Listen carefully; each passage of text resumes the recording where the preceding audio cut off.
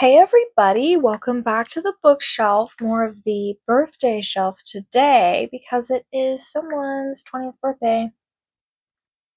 Three guesses who? It's me. So, today's a very special occasion, besides the fact that I'm officially in my 20s and am leaving the wretched teen years behind. 20 things that I learned before turning 20. There's a lot of them.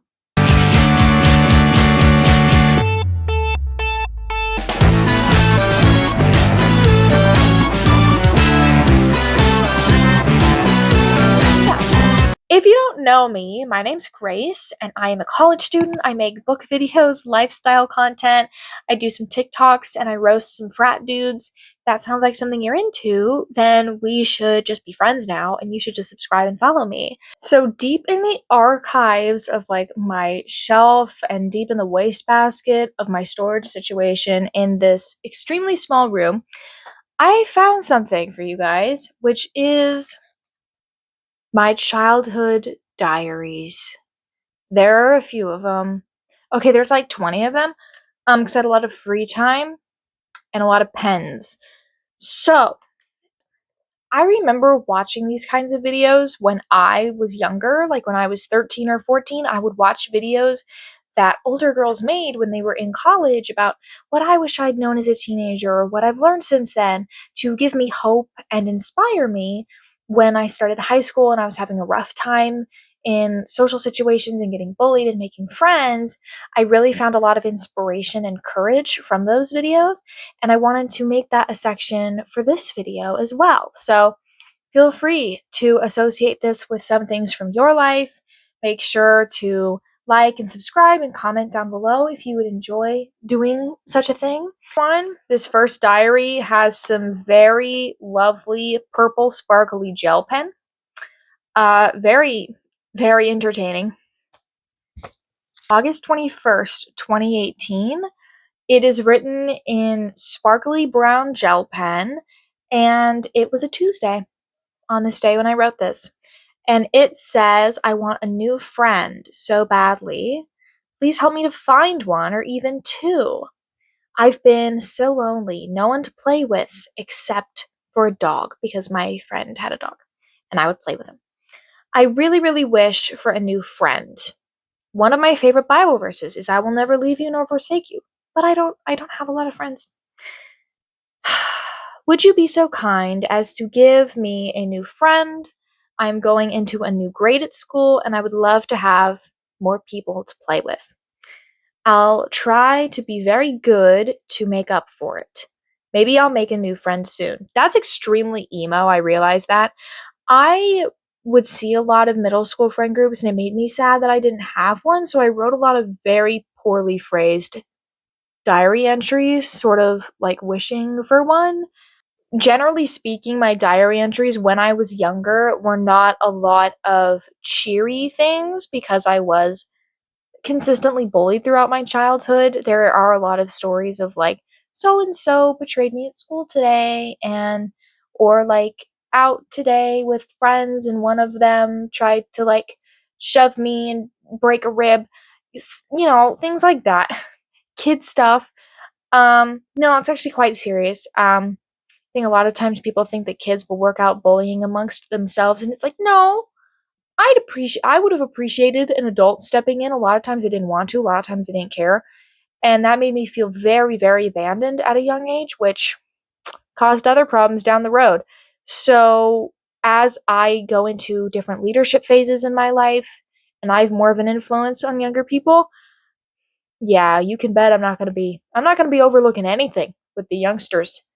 You mess around, I'll catch you, I'll find you. Other diary that I found is one that locked at some point, but I don't have the lock anymore. But it is Paris themed. It is the most 10-year-old thing, 2016, that I think ever existed. We all know how popular Paris was. And, oh, I guess I ripped all my old entries out. I had a habit of doing that. Oh well. Now on to the main section, which is 20 things I learned before I turned 20. Some of these I learned a month ago, some of these I learned 5 years ago. and it can help you with what you're dealing with. I know that it is very difficult to grow up in this day and age, and I know that every boomer says that, like, in this day and age, but like actually with the AI images and the deep fakes, I just did a video on that recently.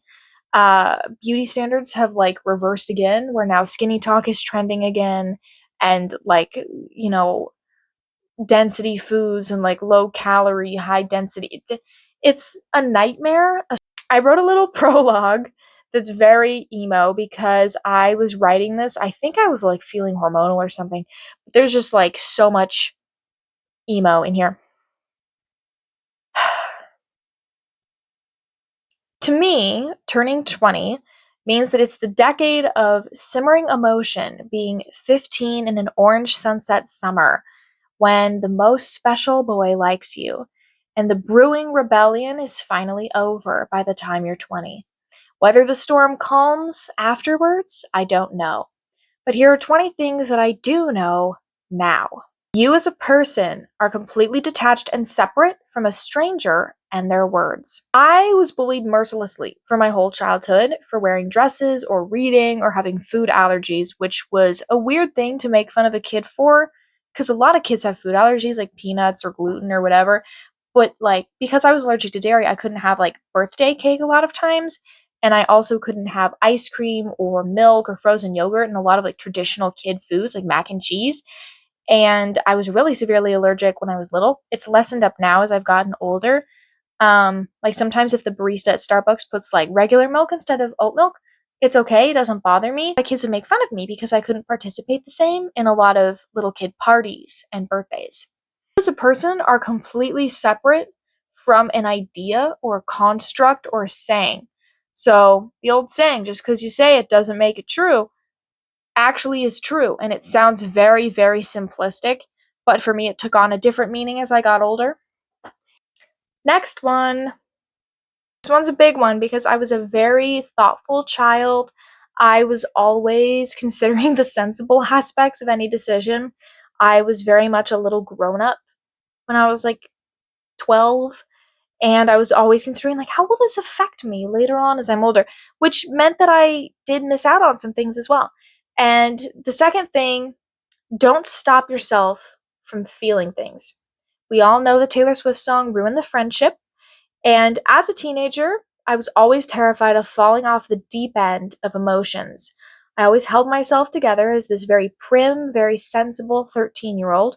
I didn't have a very rebellious phase, but I also wish I would have taken more chances when I was that age. Ruined the friendship, as Taylor Swift once said.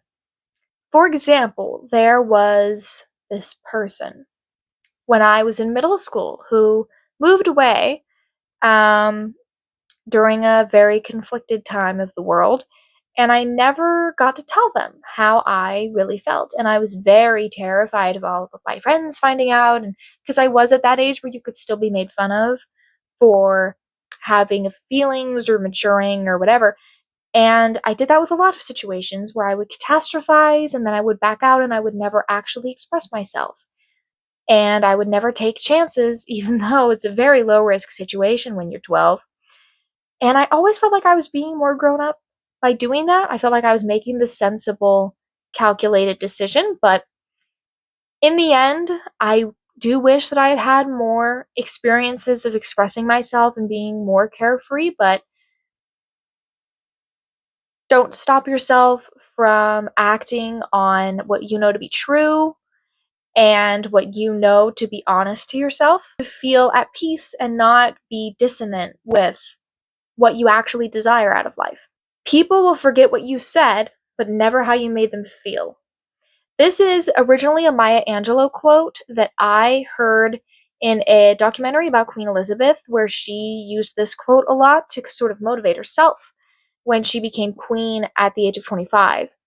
I felt very powerless for a lot of my life, which came from my experiences with friends and losing friends a lot. And since I spent so much of it being unpopular, I didn't really know what it was like to have any sort of influence over even like a small group of people, as sometimes you do in middle school or high school. But I spent a very brief stint of time in high school as popular, where I said something controversial that people agreed with, just like when you meet your favorite celebrity and they say some small thing to you, but it really sticks with you, you remember that forever and you're like, oh my gosh, I met my favorite celebrity and they said this. But if you were to meet them again 10 years later, they would have no idea what that moment was. They would not remember that. And I run a club on my campus. It's a very big club. And with that comes a massive responsibility to um, treat people well, but to set the spirit of the group and to show people that they matter and that they have a place to belong.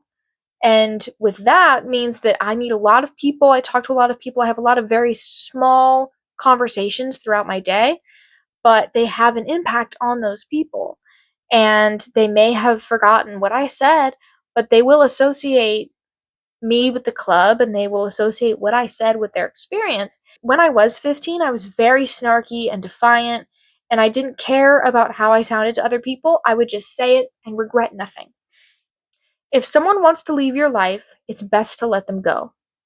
This one was a tough one to learn because I've had a lot of people leave my life, or friendships, or people moving away. To give you a specific example, in my freshman year of college, 3 of the girls from my friend group just decided to not like me one day. They stopped inviting me to parties and hangouts. I thought it was because I was embarrassing them. I cried all the time for days. I dreaded going to class. I had extreme anxiety about it. And it's something that I learned the hard way is that it's better to grieve someone walking out after what you feel like is too soon, rather than realizing you spent far too long putting up with someone. Not cool for hating what other girls love. This is a big one, especially with everyone talking about Taylor Swift's new album. And once again, the dichotomy of tortured poets versus showgirl. I really took pride in the fact when I was around 9 or 10 that I didn't like Taylor Swift or One Direction, which in 2015 was a hasty statement. When I was in elementary school, all of the mean girls loved Taylor Swift and all of the boys hated her. So, in order to keep myself on the right side of both of those popular groups, I felt I didn't have a choice but to dislike Taylor Swift because I didn't want to be like the girls that bullied me, but I also didn't want to have the boys making fun of me. So, I had to, cater to both sides. I decided that I would never be different and never stand out. I boxed myself in about what I could like without offending people. There was some internalized misogyny in there for sure, where I was a very small scale pick me girl. I never talked about it, but I was a little bit on the inside. And some existential fear of what would happen if people disagreed with me. And now I like all the same things that I was afraid of liking when I was 10 or 11. Be the older girl you wish you had when you were 11. I never forgot this memory, but when I was 11 or 12, there were these 2 older girls. They were 14, which seemed adult to me then, and I desperately wanted to be friends with them and have them notice me. They curled their hair and had those very trendy, lacy tops, and they had their own cell phones, and they were freshmen in high school, which seemed very grown up to me at the time. I went up to them one day and asked if I could sit and hang out with them, and they mocked me like I was a toddler, and they did a little accent, and they ignored me completely. I was absolutely humiliated, and I carried that with me for a long time because I catalog memories like I do, like I'm the Library of Congress. And now that I'm older and I go to college and I make videos and I run a club, I realized at a certain point that younger girls were looking up to me the way that I used to look up to them. And they draw energy from you and they soak up being friends with you and they listen to your experiences and your style ideas and your advice. And if I had stayed very bitter about that experience, I probably would resent the concept of being that figure now. You don't need to be chosen. This is a big one for girls because we take a lot of value in being chosen or desired by males. A lot of these are about feeling lonely. A lot of these concepts are about how I combated that. But when that happens, when you don't feel like people want to be friends with you or be around you, it changes something fundamental in your brain that for no matter how much I accomplished in high school or the freshman year of college, I wanted to know that I mattered to people. I had terrible relationship and friendship anxiety. I was avoidant. I was scared of people not wanting to be around me anymore. I was constantly overcompensating for that.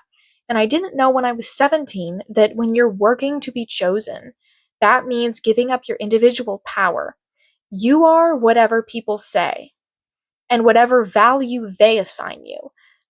Don't be afraid to dream about things. Honestly, after hoping and getting that crushed all through my middle school and high school years, I started to dread college out of fear.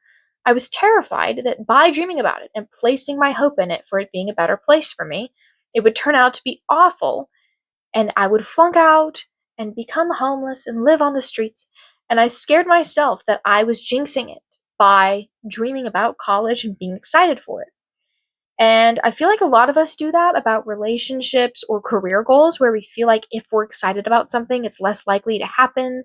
And we need to just have everything happen spontaneously. And oh, it's such a surprise that this went well. And that if you're actively planning for something to go well, then it will inevitably be horrible and a disaster.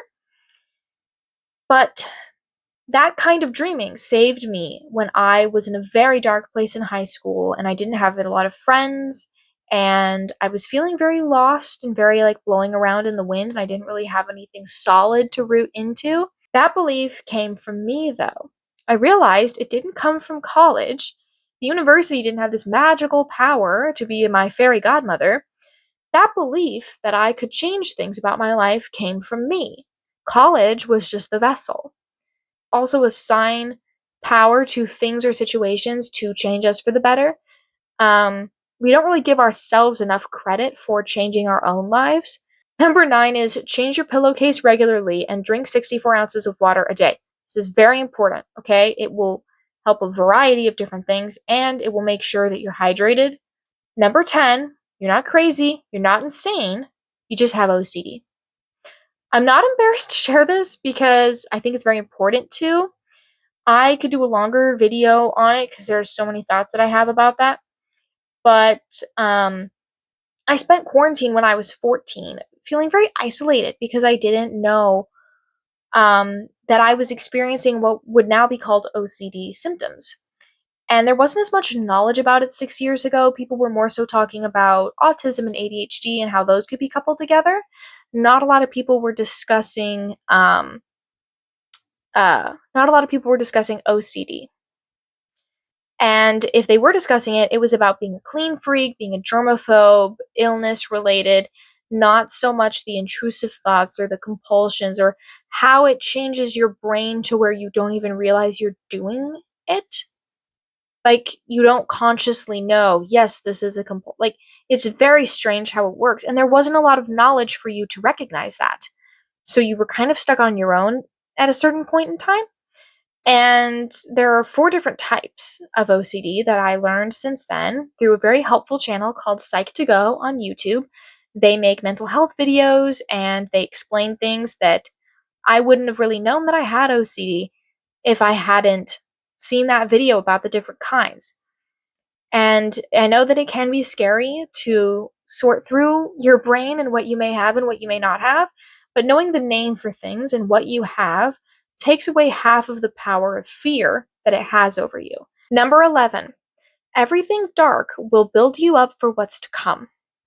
This is a bit of a controversial statement because, of course, trauma isn't innately good for you. I don't want to say that, like, my trauma made me who I am because that isn't what happened. I made me who I am. But I do believe in my specific case that depending on how you respond to a situation, it can ultimately benefit you if you choose to make it so. Of course, being bullied or feeling abandoned made me extremely determined to never feel that way because of someone else again. It made me resistant to being controlled, and it made me resistant to being subservient to authority. Number 12, read more romance books because they have happy endings. Some of them, not La La Land. La La Land has a happy ending, just not the way you thought. When I first saw this movie, I hated it and cried because I didn't think there was a point to the movie if they didn't end up together. But I learned over time as I met different people and different guys and had interactions with them and became different versions of myself through those seasons that it quite literally wouldn't be possible for everyone to stay in my life in an idyllic way. There is no guaranteed permanence to life, and the forces of life, without sounding too hippie about it, don't like it when you try to force someone back into your life. It doesn't work out when you force something. It has to be a choice on both sides, and it has to genuinely work and be compatible. And rearranging the ending into the way that you wanted it usually doesn't work well, and it doesn't sit that way forever. There are many kinds of endings to something. I've had people leave my life unexpectedly or very hurtfully, or I've had people move away and I didn't have time to tell them things. Number 14, you are more than what people say. I didn't know when I was 12 or 13 that I would be called a multitude of names one day, some vulgar, some crass, insulting, demeaning, and others very admiring, praising, revering something I did or accomplished. But at the end of the day, I've had to learn the hard way that chasing either kind or compensating for them doesn't make up who you are when you take off your makeup at the end of the day and you sit on your bed by yourself. Because who you are when you are just sitting there reading your hardback book before bed, that makes a far bigger impact than chasing people reversing words and that's not true and that's not what I actually am, or going after the good words that they say about you and trying to live up to every standard that people have of you.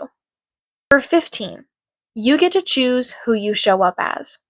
I think for a long time, I felt very out of control of how people saw me. They talked about me behind my back, formed opinions about me, and made things up about me in narratives, and by the time I knew what they were, it was too late to change their minds. I retreated into the background because of that, and became either very introverted or extremely emo and sarcastic, because I felt they'd already painted my portrait without me. That's what I love so much about making videos and quick little TikToks and Instagram posts, is that it's 110% me in every single way. It's authentically me. I'm never faking it through a video, down to what songs I pick. They're always very in tune with what I listen to regularly. And it's very funny because instead of social media draining me, like you hear so many people talk about, I feel in many ways that starting social media is what gave me that life force back when I felt most out of control of my own life and what I had going on. That this was what I was really good at and this is how I could connect with people. Number 16, the small tasks matter in making up who you are. I learned this in regards to school and all the mountains of homework that come with senior year of high school and entering college. I learned that you can't wait for a test to save your grade or your final. I should have known that in accounting class as well. You need to put in the work on every assignment, even the small ones when you're already busy during your day, and do the best you can, and then you won't be crossing your fingers to pass at the end of the semester. I wish that I had known this. For some reason, I always thought that the test would be my saving grace, and it sometimes wasn't, and then we had a bit of a problem. Number 17, any day in your week or month can have something magical and life changing happen. I learned this in quarantine when I read the quote in a travel book somewhere. All I wanted at that point was to travel and get out of the atrocities of COVID-19 and live in an exotic city for a little while instead of my very small bedroom. And I told myself this quote every day when I woke up, that any day could be the best day and I would have something happen that irreversibly changed my life forever. And I continue to do that and tell myself that every day because I've gotten some of the biggest opportunity emails or phone calls or random shopping trips where I find the perfect dress on the days when I first overslept and ran out of toilet paper and had to run to class because I was late. A lot of times one follows the other, and when you have a really bad day, you're bound to have a really good day soon. Number 18, when you do something that's 110% you, sometimes long-term people will leave your life. Your job is to let them. It is crushing. It happened when I started social media. It was very unexpected to people who knew me that I was doing this now, because I grew up very detached from social media, and then it became my whole world overnight. I was absolutely obsessed with curating Canva posts and videos and book reviews. And some people watched my stuff and thumbs upped me and messaged me to say it was cool and they enjoyed it. And then some people said I was weird and bullied me behind my back and never spoke to me again. And it did crush me that something so honestly representing myself was being rejected by people. Nothing is worse than losing yourself in the process of something. If I have to lose someone in order to find that spark that wakes me up in the morning and makes me feel most inspired, then I'll do whatever it takes to keep that spark because I've known the darkness that comes when you don't have that anymore. And it's very, very dismal. And when you experience that, you're willing to do pretty much anything to never go back there. You don't need a new CD player when a button breaks. This one infuriates me because I constantly get comments from like family members or friends that my CD player is old and decrepit. And yes, it may be 5 years old. Yes, there is a button missing. Yes, the sound isn't very clear and there's white noise that sounds like a fog machine. But that is ambiance, in my opinion. That makes it a relic, an antique, okay? It's not trash that needs to be thrown away, okay? It plays cassettes, plays CDs, Bluetooth, it's portable, you got AM, FM radio, you got recording options for $30. I can't find one that has all of that for less than $200. So yeah, Little Miss missing a button is staying with me. 20. The most important one, the last one of the video, create art that makes you emotional, bet on yourself, and believe. When I was 15 years old, I sat in the classroom and was given an assignment that I've never forgotten about since. I was asked to write down 3 things I want to accomplish with my life, 3 things that I want to feel fulfilled by. And I still have the papers. Wait, where are the papers? I found the papers, guys. Found them. They were up on my collage wall. I saved them. I knew I didn't get rid of them. Asked to write down 3 things I want to accomplish with my life, and everyone around me wrote things like become a figure skater or a private chef or have tons of money to buy a yacht. And I thought really hard because I've always been very metaphorical and poetic and emo. I wrote down 3 things: friendship, freedom, and responsibility. Here they are. These scraps of paper, I didn't know that I would keep them. Everyone usually threw them out by the end of the week, and I've put them in purses, backpacks, taken them on vacations, pinned them on my bedroom wall, put them in diaries, taken them back out again where I can see them, and returned to them often as my mantra of life. That is the end of the video. Thank you so much for watching and sticking around. Be sure to like and subscribe down below and, share the video if you like. Maybe you have a friend who's into advice stuff. I don't know. I don't know who your friends are. I just know that I'm one of them. But I did want to show you guys something else I'm very, very proud of. I got a new laptop sticker that I'm very pleased about that is Twilight themed. Hold on. Oh, it's this one here. This looks really weird for angles, but come on. Just kills me every time. Every time I see that, I'm like, there are 2 people that are going to get that reference, and I appreciate both of them. Thank you so much for watching, and I will see you next time back at the bookshelf for your regularly scheduled book video. Bye!